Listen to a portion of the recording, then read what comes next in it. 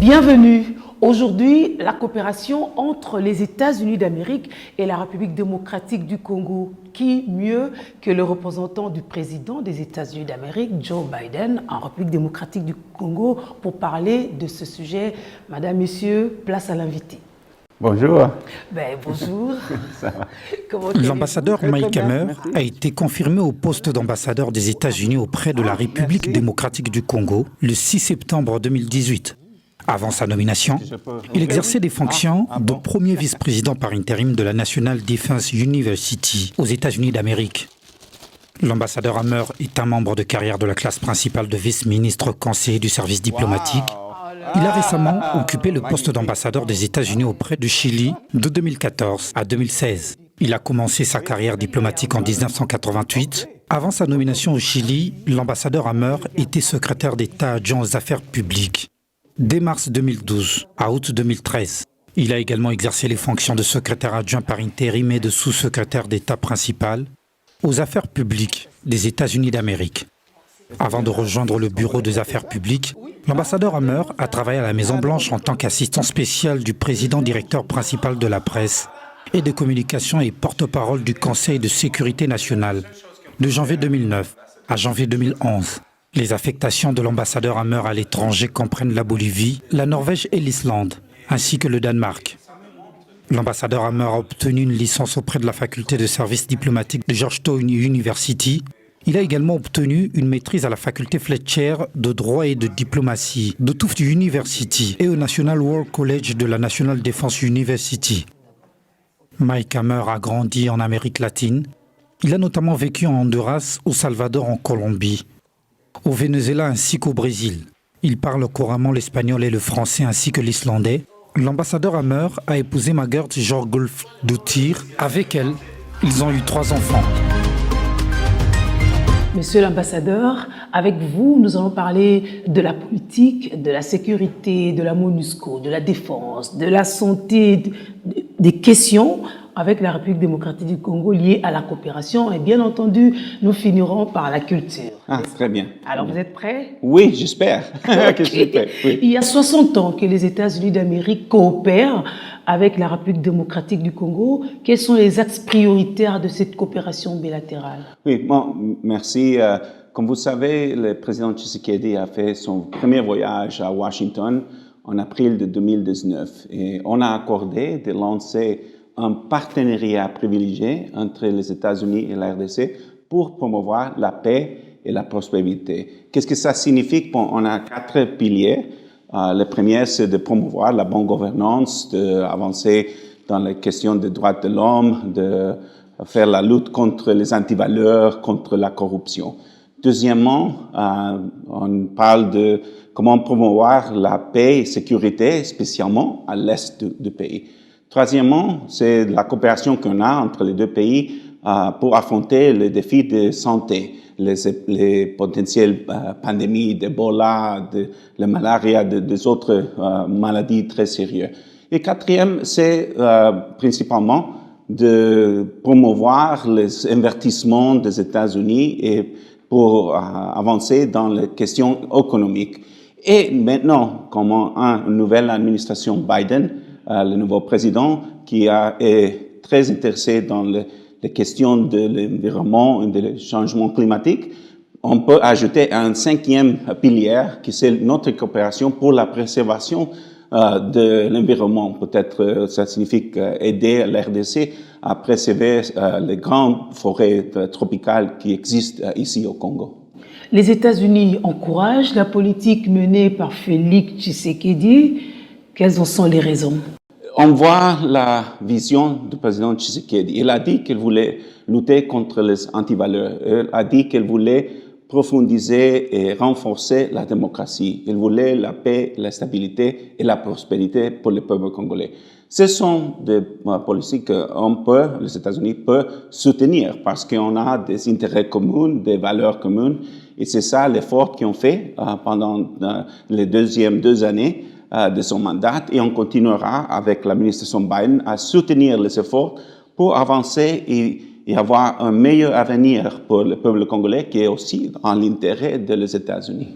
Vous aviez accompagné la délégation qui était venue faire le suivi de l'appel téléphonique entre la vice-présidente américaine Kamala Harris et Félix Tshisekedi, président de la RDC, mais aussi président en exercice de l'Union africaine. Qu'est-ce qu'on sait de ce suivi, de cet appel déjà?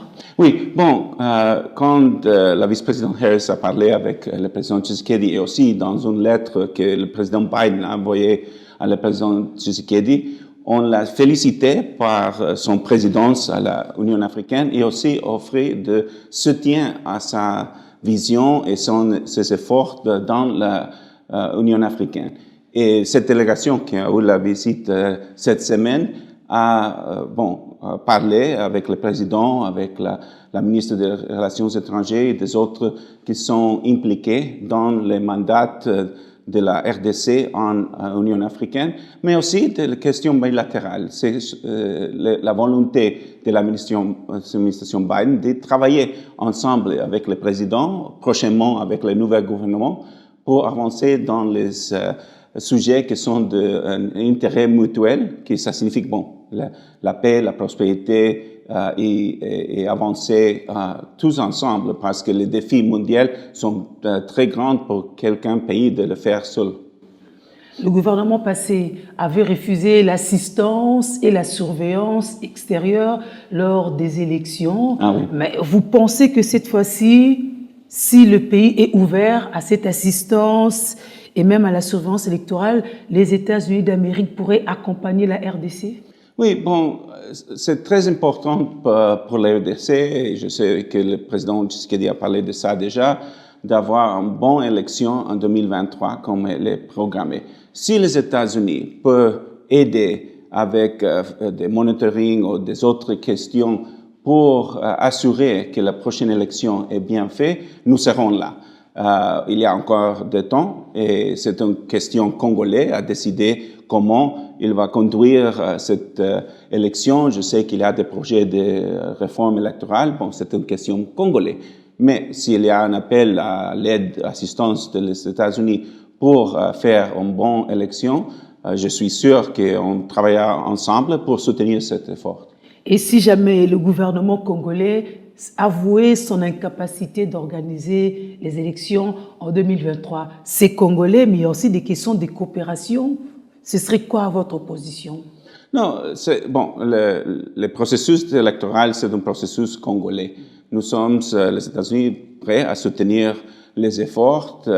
La Constitution dit qu'il devra avoir des élections en 2023. Ils sont programmés pour, je pense, le 23 décembre 2023 et nous serons là pour soutenir cet effort. C'est la demande, je pense, du peuple congolais. Okay. Alors, la désignation par le département d'État des ADF comme terroristes et affiliés, oui. On a envie de comprendre quelle est l'idéologie qui sous-tend ce mouvement pour être qualifié de terroriste. Bon, on savait bien que les ADF ont déclaré leur loyauté à le groupe Daesh, ISIS.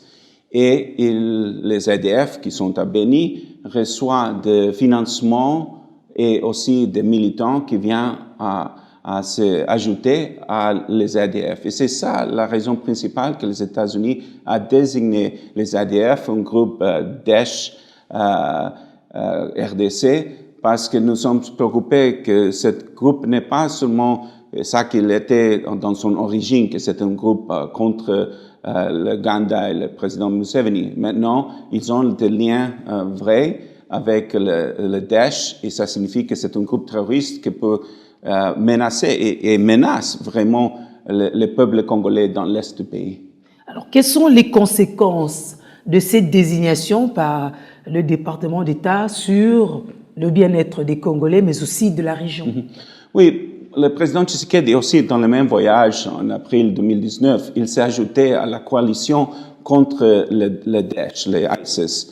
RDC participe avec des autres pays pour faire des efforts contre le Daesh. Et ça signifie que les États-Unis, après de sa déclaration qu'ils sont un groupe terroriste, va couper tout, ou essayer de couper le financement à ce groupe-là.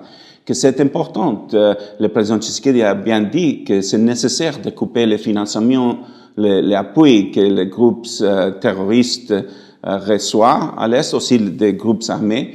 Et les États-Unis sont en train de soutenir cet effort parce que le peuple congolais à l'Est a souffert beaucoup de cette violence et on doit faire quelque chose pour mettre fin à cette violence. Et ça commence avec couper les financements et éviter que plus de militants entrent dans le pays à causer tout ce problème.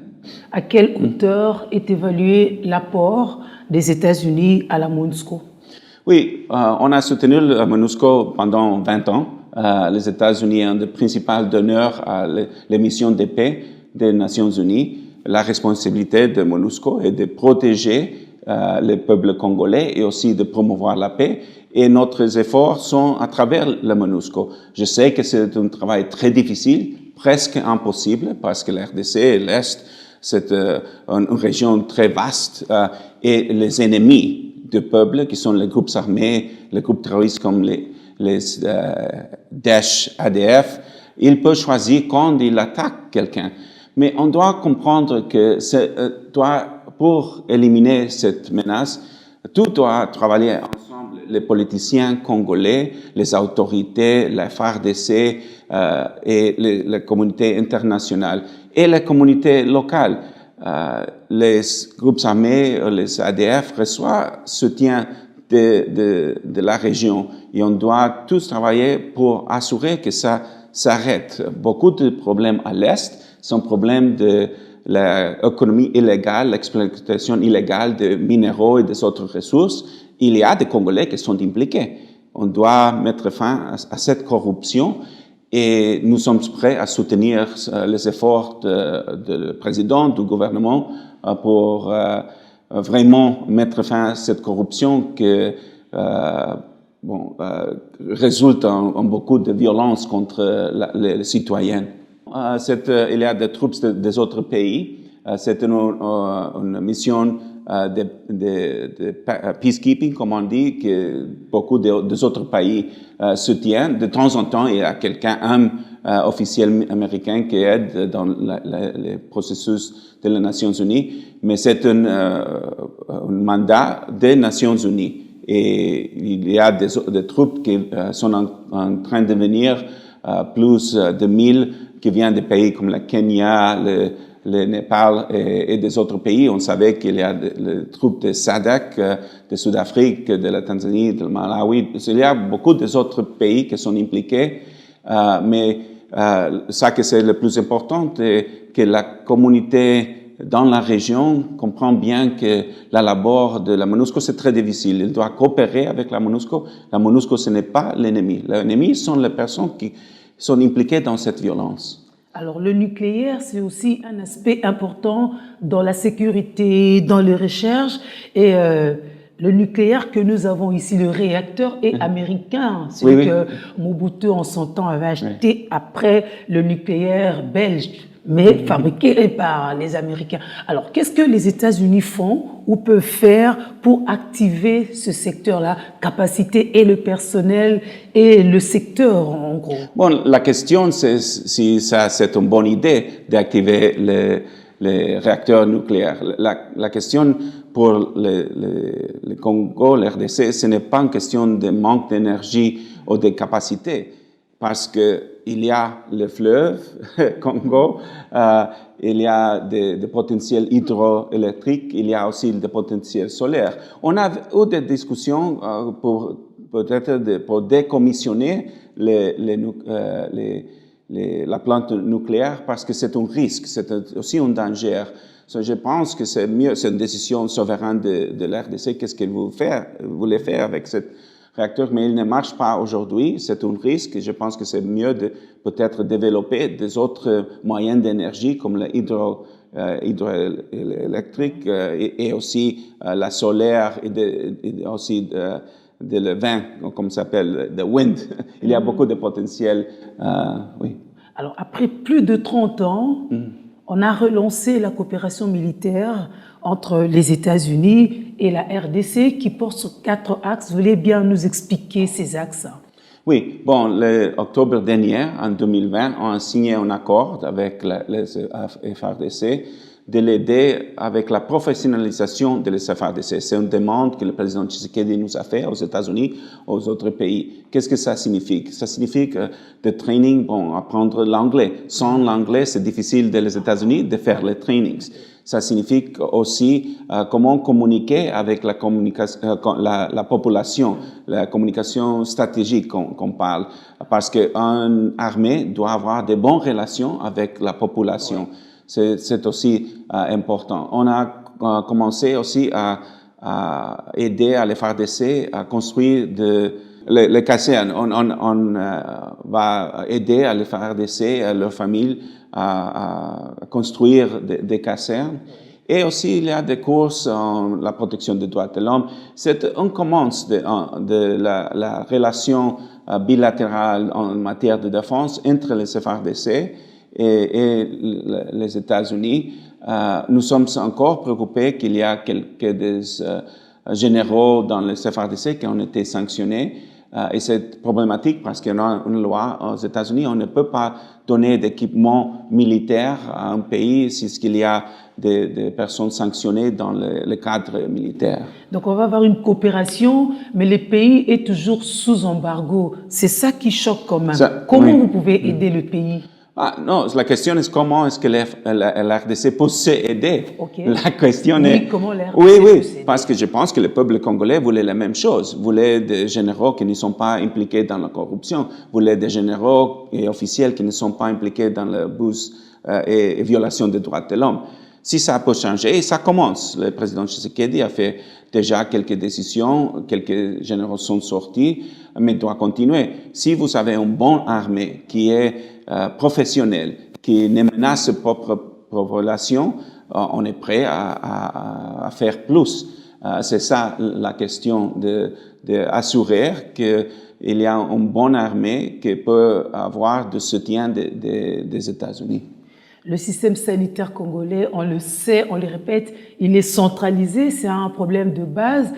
Les États-Unis apportent beaucoup d'appui, beaucoup d'aide, mais est-ce que cette aide ne serait pas que structurelle, alors que le problème, lui, il ne serait pas conjoncturel, alors que le problème est structurel, c'est-à-dire qu'on peut apporter de l'aide, mais qui, en fin de compte, ne changerait pas trop la situation, parce que le vrai problème est ailleurs. Oui. Bon, il y a deux questions. C'est la question humanitaire, les besoins des personnes qui est en danger, et les États-Unis donnent, c'est le pays qui donne le plus aide humanitaire en RDC. On a un programme d'assistance à le système de santé de presque 200 millions de dollars chaque année.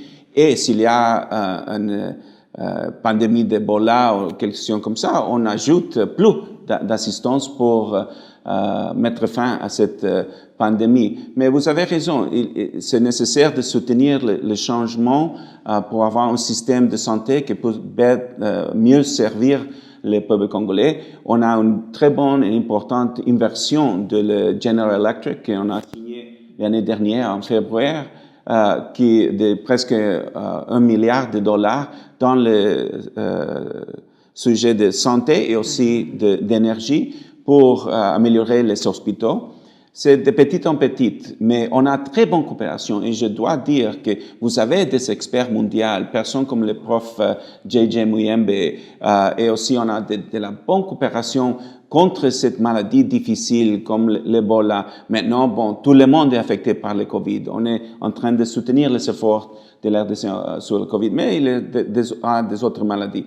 Mais on continuera cette assistance parce que c'est nécessaire de sauver les vies, mais aussi d'améliorer la santé. Tous les pays voudraient que leur peuple ait de la bonne santé et nous sommes en train de donner de l'assistance pour aider dans la situation de l'RDC. Quel est le taux d'investissement des États-Unis dans le plan commercial en RDC?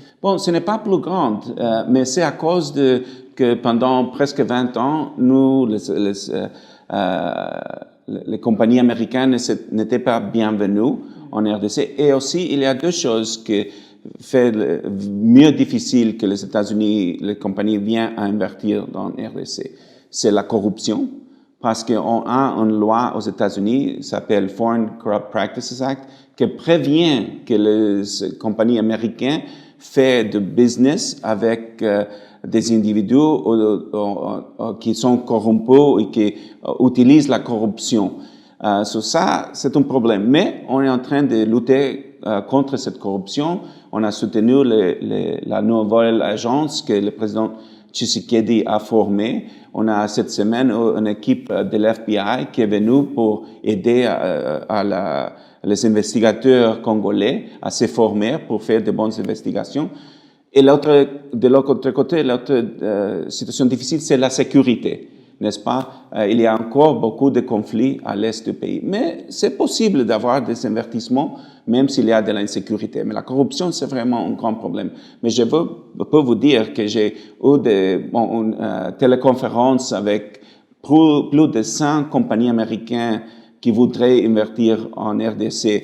On a eu une réunion avec la présidence, même hier, sur l'AGOA, the African Growth and Opportunity Act, que la RDC est revenue après 10 ans parce que la situation des droits humains a amélioré en RDC, le traite de personnes est amélioré, que c'est un grand succès de le président Tshisekedi et son équipe pour que la RDC retourne et réintégrer dans cette opportunité d'exporter sans taxes aux États-Unis. Et on est en train de voir avec la présidence, avec le gouvernement, comment on peut encourager les petits et moyens entrepreneurs congolais à prendre avantage de ce programme. On a lancé un nouveau site qui s'appelle Invest, où les entrepreneurs congolais peuvent chercher du financement pour agrandir leur business et peut-être exporter aux États-Unis. Nous sommes en train de faire ça, mais j'espère qu'on continuera à faire du progrès. Il y a d'intérêt des compagnies américaines de venir investir en RDC et c'est important parce que les compagnies américaines, quand ils viennent, ils respectent les lois de labor, de travail, ils se préoccupent de l'environnement. Je pense que ça c'est bon pour le peuple congolais et ils croient des bons emplois. J'espère qu'on continuera à avoir plus d'investissement, mais maintenant c'est très petit. On a la compagnie Alphamine à l'est qui travaille sur l'aluminium, mais vraiment c'est des autres pays qui sont plus impliqués dans les secteurs miniers. Mais encore moins la République démocratique du Congo elle-même, parce que le pays ne produit rien. Donc la balance sera toujours déséquilibrée. Non, mais vous avez tout le potentiel. Vous avez de l'énergie, si vous le pouvez développer pour avoir suffisamment d'électricité. Vous avez le secteur agricole qui a de bons potentiels, mais c'est nécessaire de continuer à développer tout le secteur. Et nous sommes en discussion, mais maintenant il n'y a pas beaucoup d'exportations américaines en RDC, mais on voudrait avoir un échange commercial plus grand pour les biens des deux pays. Alors, la RDC a des minerais, vous le disiez à l'instant, mais souvent c'est chez les voisins que les multinationales viennent acheter ces minerais, alors que là-bas, on les a jamais identifiés comme tels. Et du coup, ça crée comme un État pivot et les Congolais tiennent pour responsable la communauté internationale. Bon, je dirais, comment est-ce que ces minéraux sortent du pays? C'est ça la question. Comment est-ce qu'ils arrivent à Rwanda, Ouganda ou des autres pays? S'il y a de bons contrôles frontaliers, s'il n'y a pas de la corruption, s'il y a des lois qui sont respectées, ces ressources peuvent sortir du pays, mais bénéficier le peuple congolais à travers les taxes qui sont payées. Le problème maintenant, c'est que ces ressources sortent du pays, mais ne bénéficient pas le peuple congolais. C'est une question congolaise, vraiment. Oui, bien sûr, des compagnies américaines et des autres vont acheter le minéraux où ils sont. S'ils sont en Rwanda, à Ouganda, ils achètent là. Mais c'est possible de les acheter ici, ou bien s'ils sont exportés à des autres pays, si on paye les impôts à l'État, et cet argent Pas canalisé, ne revient pas dans des caisses. oui, malheureusement, arrive dans les poches de quelqu'un politicien. Et c'est ça le vrai problème. Alors l'autre question, elle est congolaise, vous me direz, elle est congolaise, mais elle vous concerne aussi. C'est l'usage concomitant du dollar américain et de francs congolais. Alors, chaque fois se référer au dollar crée de l'inflation, parce que pour payer la maison, il faut voir c'est quoi le taux du dollar américain. Pour acheter quelque chose, il faut voir le taux du dollar américain. Mais ça se passe comme ça. Les Congolais ont perdu la confiance en leur propre monnaie. On préfère garder dans sa poche de dollars. Cette question, bon, j'avais écouté le président Tshisekedi. Il a bien dit que le Congo est un pays riche. Le problème, c'est qu'il avait une pauvre ou mauvaise gouvernance. Si vous avez une meilleure gouvernance, le pays peut devenir riche et bénéficier le peuple congolais. La question de si on utilise les dollars, les francs, ce n'est pas les grandes préoccupations. C'est d'avoir la grande richesse de l'RDC qui bénéficie le peuple et pas quelques personnes qui sont des autorités qui prennent avantage de leur situation. Alors, il y a une question. Est-ce que les États-Unis voudraient casser l'hégémonie de la Chine en s'imposant comme seul acheteur des minerais congolais? Non, ce n'est pas la question. La question, c'est on voudrait qu'il y ait une bonne situation de concurrence. Il y aura toujours des investissements chinois, il y aura des investissements des autres pays. Ce n'est pas une préoccupation pour nous. Mais on voudrait que cet investissement est fait sans corruption, qu'il y a de la bonne concurrence. Et vraiment, il y a beaucoup de potentiel en RDC pour beaucoup des autres pays, les États-Unis, d'investir dans les pays. Non, je ne suis pas du tout préoccupé pour l'influence chinoise. Le peuple congolais peut faire son choix, quel système de gouvernement il préfère. Mais je pense au fin du jour que quand je parle avec les Congolais, ils voient que les États-Unis ont une démocratie bien forte, avec des valeurs démocratiques, la liberté d'expression, la liberté de développement, c'est plus attractif et on est en train de travailler ensemble pour promouvoir ces valeurs et cette situation aussi en RDC. Bonjour Monsieur l'Ambassadeur, j'espère que vous allez bien. J'ai une question pour vous par rapport à Dan Gettler et la licence qui vient de lui être retirée par l'administration américaine, votre administration. Vous vous êtes réjoui de cette mesure, mais je voulais savoir qu'est-ce que vous pensez que les autorités congolaises doivent faire pour combattre la corruption, en particulier sur les cas Dan Gettler. Est-ce qu'il ne faut-il pas que le gouvernement congolais puisse prendre des mesures conservatoires contre l'ensemble des biens de Dan Gettler? Faut-il des poursuites en justice? Encouragerez-vous le gouvernement congolais à coopérer avec la justice américaine, suisse et anglaise qui ont tout ouvert des enquêtes? Parce qu'effectivement, comme vous l'avez dit et comme nous le savons aussi, Dan Gettler continue sa corruption malgré les sanctions américaines, et cela simplement parce que le gouvernement congolais ne prend pas de décisions contre lui. Je voulais savoir quelle est la position du gouvernement américain et votre position comme recommandation au gouvernement congolais. Bon, on a de très bonne coopération avec le gouvernement congolais maintenant. On est toujours en dialogue comment le gouvernement congolais peut enforcer les sanctions américaines, spécialement le cas de M. Gettler. Mais ce sont des décisions du pays, de l'RDC. Et s'il y a des personnes qui violent des lois congolaises, bon, il doit mettre fin à cette impunité. On a de la bonne coopération entre les deux gouvernements, les deux pays. Quand les États-Unis sanctionnent quelqu'un, le gouvernement congolais fait les efforts pour enforcer cette sanction. Ma deuxième question concerne la coopération américaine en matière d'énergie, d'électricité en particulier. Il y a plus d'une année, vous étiez arrivé avec les dirigeants de General Electric pour un investissement qui s'élevait à plus d'1 milliard. Je voulais savoir quelles sont les suites de ces projets. Et maintenant que le projet INGA est une priorité non seulement pour les présidents Tshisekedi, mais aussi pour l'Union africaine, quel rôle comptez-vous jouer et quel rôle pour l'administration américaine dans les projets des grands INGA? Merci. Oui, c'est une question, bon, c'est un grand projet. Vous avez toute la raison et j'espère qu'un jour ça sera réalité. Mais c'est un projet à long terme.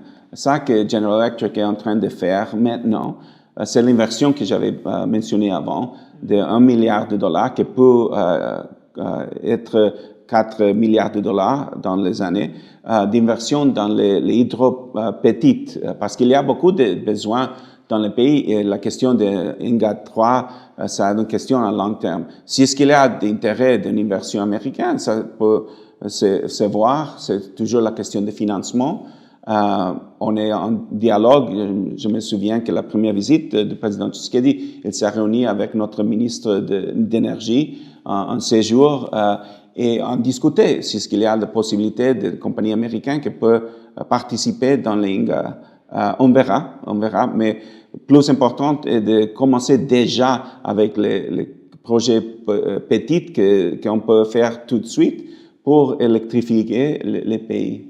Et on se tient, par exemple, dans le parc Virunga, ils ont des petites hydros qui commencent à électrifier et c'est bon pour Goma. Aussi, si on peut électrifier à Beni, ça sera bien pour la population de la région.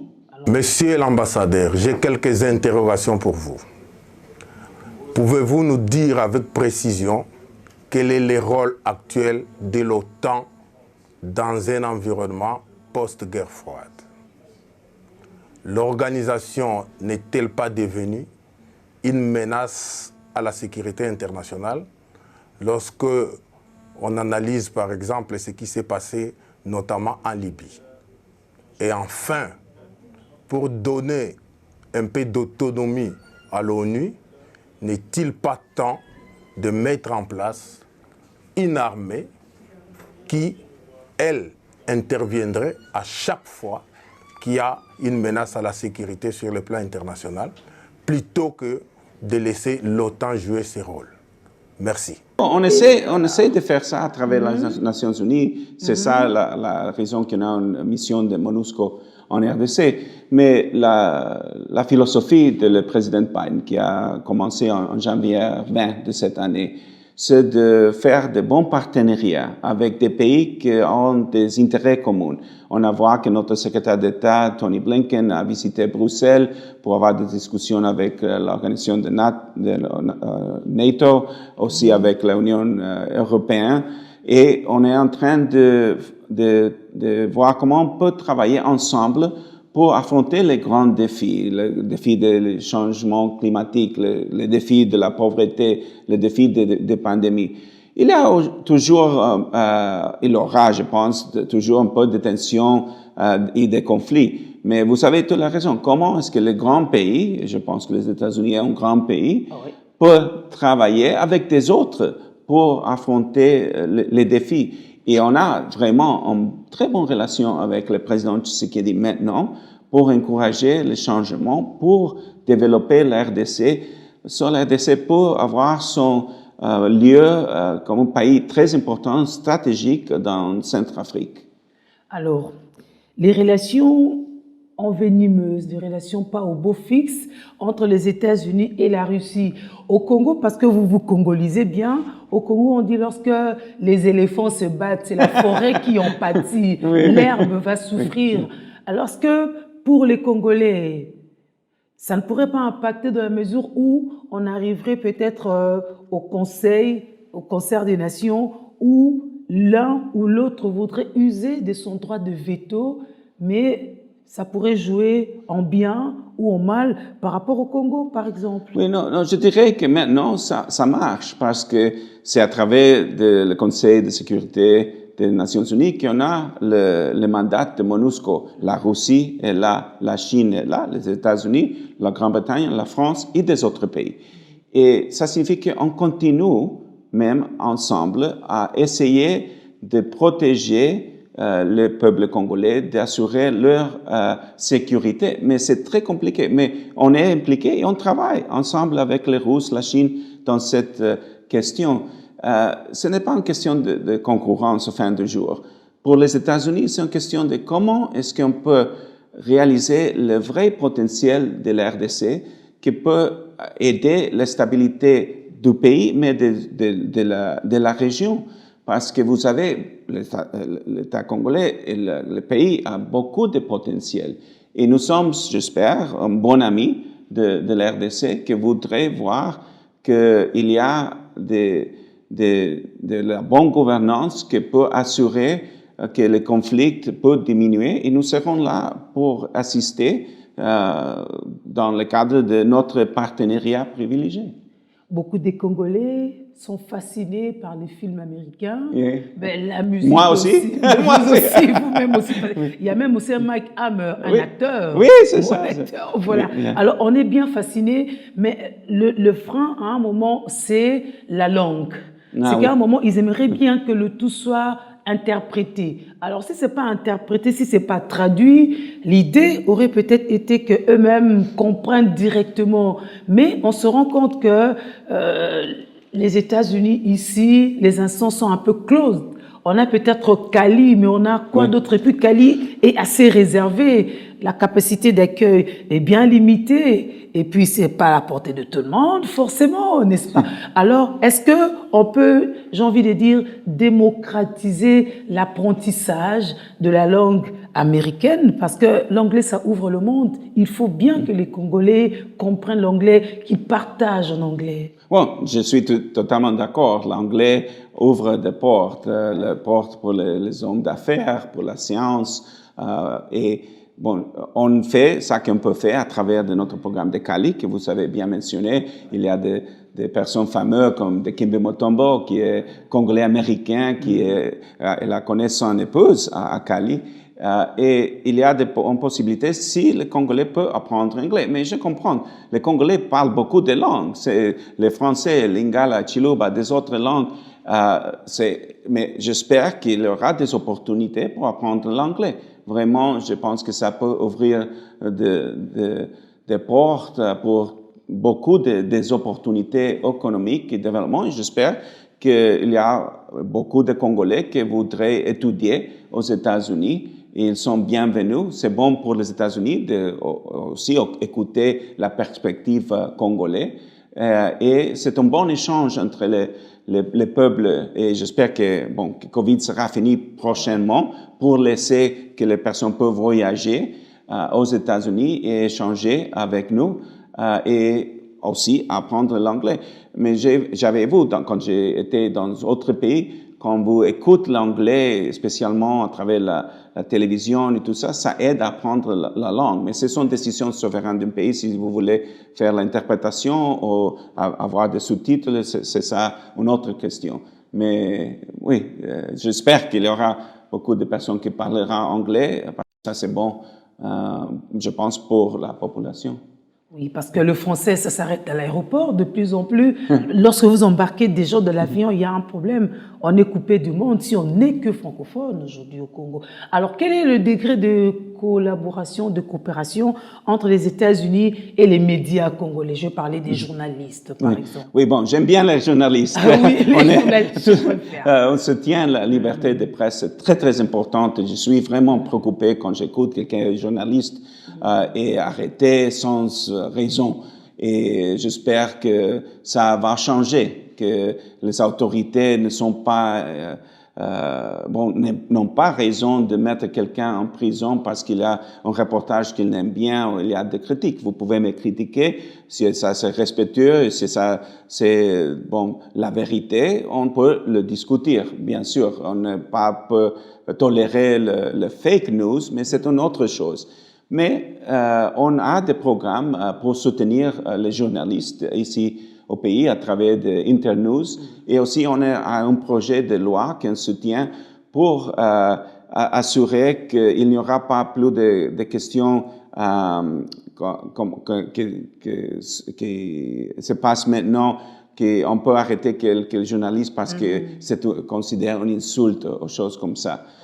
Mais c'est une question que je discuterai avec le nouveau président du Sénat. J'irai voir M. Bahati et aussi le président de l'Assemblée nationale, M. Bosso, pour voir si ce qu'il peut avancer dans les projets de loi qui permettent plus de liberté de presse. Parce qu'il y a des textes là-bas chez eux sur la dépénalisation des délits de presse. En tout cas, ça court depuis des années, mais on sent quelque part le blocage par le manque de volonté justement du législateur. Oui, bon, peut-être ça a été le législateur avant de l'ancien régime. Peut-être ça peut changer. Mais je suis successive, en tout cas, on a attendu. Oui, non, et c'est très important. Et j'espère qu'on avancera parce qu'une bonne démocratie a besoin d'un journalisme investigateur très actif qui dit la vérité au peuple.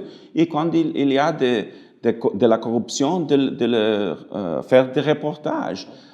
Et c'est ça, la relation entre le gouvernement et la presse. Bon, de temps en temps, il y a un peu de tension, ça c'est normal. J'étais dans la Maison Blanche et échangé avec les journalistes tous les jours. C'est mon travail quand j'étais au département d'État. Et c'est naturel, mais ce n'est pas acceptable d'arrêter quelqu'un simplement parce qu'il n'aime bien ça que la presse a informé. Non, ce n'est pas bon. Mais j'espère qu'il y aura des progrès dans le projet de loi que vous avez mentionné. Merci pour votre plaidoyer. Vous ferez autant aussi pour les droits des femmes? Il y a une journée internationale des femmes, le 8 mars, mais tous les jours sont les jours de la femme et des filles. Et on doit les soutenir. Et c'est nécessaire que les hommes s'impliquent pour ouvrir des portes, pas parce que nous sommes polites, mais parce que on doit donner les opportunités à les femmes. Les femmes représentent la moitié de la société. Vous pouvez bien contribuer dans les médias, dans l'économie, dans la médecine, dans la politique, dans le sport. Et on doit ouvrir ces opportunités et on voit les changements. On les voit. Le changement est en train en mon pays, aux États-Unis. Nous ne sommes pas parfaits, non. Il y a des autres pays qui sont plus avancés. Et je crois qu'il y a beaucoup d'enthousiasme maintenant à travers le travail du président Tshisekedi, de la première dame et des autres personnalités importantes de promouvoir l'égalité de genre. C'est bien sûr une priorité pour les États-Unis et on travaille avec les autres ambassades pour promouvoir le bon travail que les femmes congolaises font. Ils sont courageuses. On a reconnu Julien Lusengue, oui, avec une prise de courage international à cause de son travail. Et c'est ça, on doit reconnaître que les femmes congolaises peuvent contribuer à la société plus qu'ils font maintenant. Maintenant, ils sont responsables pour la famille, la cuisine, le travail. Et qu'est-ce que l'on fait?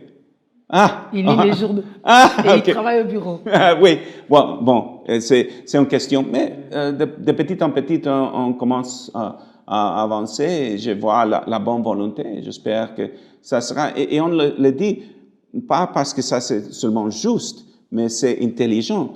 Parce que quand on a des femmes qui sont impliquées dans la société, le développement d'un pays est plus bien fait. C'est la vérité. Et j'espère qu'on verra ça, pas seulement en RDC, mais aussi à mon pays, aux États-Unis. Alors, Mike Hammer, l'acteur, dans le spot pour sensibiliser sur le port de masque. Oui. Il y a un bon feedback. Déjà, vous avez bien joué dedans. Félicitations. Mais maintenant, quel a été le retour que vous avez eu? Non, c'est très important. Le COVID, c'est une maladie sérieuse. Dans mon pays, on a perdu plus de 500 000 personnes. C'est une tragédie. Et je suis heureux que le COVID n'est pas le même problème en RDC, en Afrique, mais si on a la responsabilité de porter le masque comme je le fais toujours, et aussi de la distanciation sociale, barrière et de laver les mains, on peut prévenir. Mais vous savez, beaucoup des autres maladies. Je comprends que pour les Congolais, bon, il y a beaucoup de maladies, mais le Covid est sérieux et j'espère qu'il aura un vaccin, que les personnes vont se vacciner parce que c'est une manière de mettre fin à cette pandémie. On le fait maintenant aux États-Unis et ça marche de petit en petit, ça marche mieux maintenant. Vous êtes bien intégré en RDC, vous avez porté plusieurs noms congolais et Nzita vous colle vraiment à la peau. Oui. Ben, vous faites aussi les restaurants congolais. Quel est le mets que vous avez préféré? Bon, c'est le poulet mayo. Ah, ok. Pourquoi? Non, c'est simple, parce que quand je sors avec des amis congolais, le poulet mayo, c'est quelque chose qu'on peut manger en famille, avec des amis. Et pour moi, c'est simple de faire. Notre chef, notre cuisine, là, ça faire. On a invité quelques de mes suiveurs sur Twitter à compartir de poulet mayo. Et j'aime bien, bon, quand je voyage en RDC, parce que je ne suis pas seulement l'ambassadeur à Kinshasa, je suis l'ambassadeur à tous les pays. C'est bon d'écouter quelles sont les préoccupations, l'intérêt de la population partout. Et quand je voyage à l'Est, bon, je prends un nom swahili, que c'est la Mani, parce qu'on voulait promouvoir la paix. Et à l'Ekasai, je suis Tekemena, qui signifie espoir. Bon, en Équateur, j'étais Elikia, qui c'est toujours espoir. Mais Nzita, c'est un nom qu'un Congolais m'a proposé. Quand je viens d'arriver, quelqu'un sur Twitter a proposé, bon, pourquoi pas prendre un nom congolais? Je dis, bon, peut-être une bonne idée. Il y a presque 1000 de suggestions de divers noms, mais la première était Nzita. Et maintenant, bon, ça c'est bien. Et j'aime bien ça. Quand je suis en promenade, il y a des personnes qui voudraient un selfie. Ils disent, hey, Nzita, est-ce qu'on peut prendre un selfie? Oui, bien sûr. Et le peuple congolais m'a accueilli très, très bien. Et j'aime bien de compartir avec les Congolais. Et le poulet mayo, c'est un moyen de faire ça. Bon, la Covid a été très compliquée les dernières années, mais j'espère que prochainement on peut faire plus de cet échange à travers de manger quelque chose, parce que nous sommes tous humains et c'est bon j'aime bien de manger, n'est-ce pas? Et c'est ça la raison que quand je sors, bon, je mange de la bonne cuisine congolaise. Alors, quel est le rêve de Nzita pour son second pays? Bon, je dirais que je voudrais voir que la RDC devient le pays qu'il peut devenir. Ça signifie qu'un pays riche, où la population se bénéficie de cette richesse de ressources, bon, minérales, énergétiques. Vous savez, un peuple très, très dynamique. Il n'y a pas raison pour laquelle la RDC continue à être un pays pauvre, que la population souffre. S'il y a de la bonne gouvernance et de changement, je suis très optimiste qu'il y a cette possibilité maintenant. Ça, c'est mon rêve, que je peux retourner dans 5, 10 ans, tous les ans, et voir comment il y a des progrès et que le peuple congolais peut prendre avantage de toute cette richesse, que ce n'est pas seulement quelqu'un qui sont impliqués dans la corruption qui bénéficie de tout ça, et qu'on continue avec de bonnes relations entre notre deux pays, les États-Unis et l'RDC. Et je pense que nous sommes en train de faire du progrès ensemble. Monsieur l'ambassadeur, merci. Non, merci à vous, Julie. Merci beaucoup. Merci beaucoup.